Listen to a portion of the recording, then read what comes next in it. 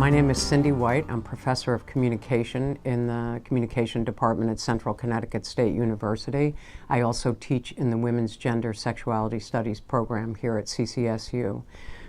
Today I think I just want to talk a little bit about a concept that comes up a lot in media literacy, but extends far beyond media literacy. This is the idea of representation, that we need representations, especially in media, but not only in media, in order to make the abstract concrete. So, for example, right now we're having lots of arguments about the flag and NFL players kneeling during the national anthem while the flag is waving. And so the arguments center around what the anthem means, what the flag means, etc. What we're talking about here is representations. What does the flag represent? What does the anthem represent, both to us as a nation, as members of a society, and as individuals? When we make media, we have to do the same thing. We have to arrange symbols in ways that allow us to represent ideas, relationships, etc., to people who are watching or consuming the media, and I'm primarily talking about visual media here. One of the things we often don't think about when we're talking about visual representations in media is what isn't there.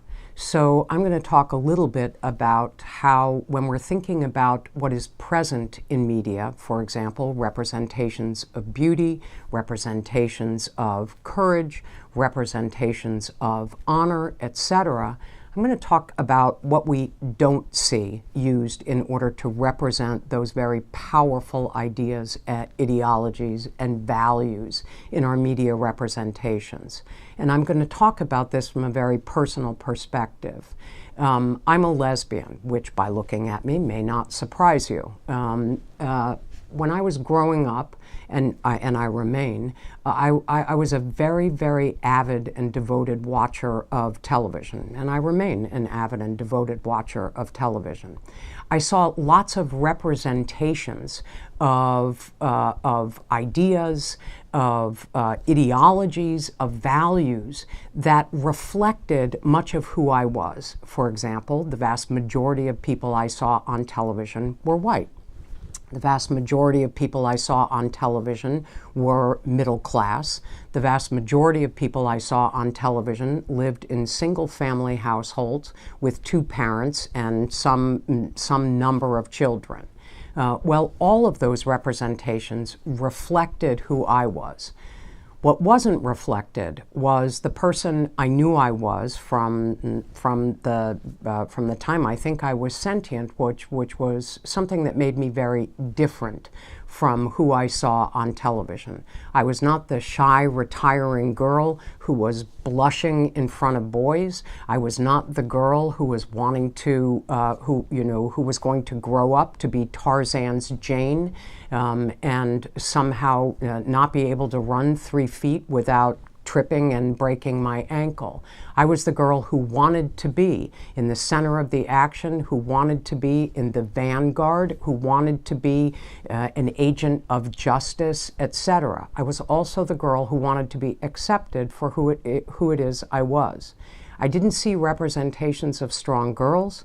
I didn't see representations of girls who were their own agents. I didn't see representations of women who spoke for themselves and defended themselves or defended the honor or the safety of others. What I saw were representations that I knew didn't fit me, and I knew they didn't fit in more ways than one.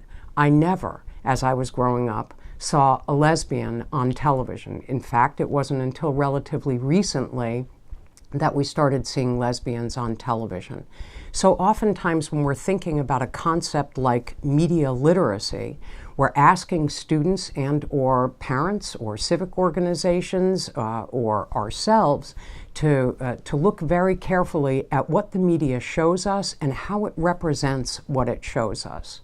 What I'm suggesting that we also need to do is think not just about who is there or how they're pictured or how they're represented to us, but who is not allowed to be represented to us, who, in Teresa de Lauretis' words, is made unpresentable because they don't fit, because they're not decent, because they're not moral, because they're a person whose existence we either can't or won't admit to.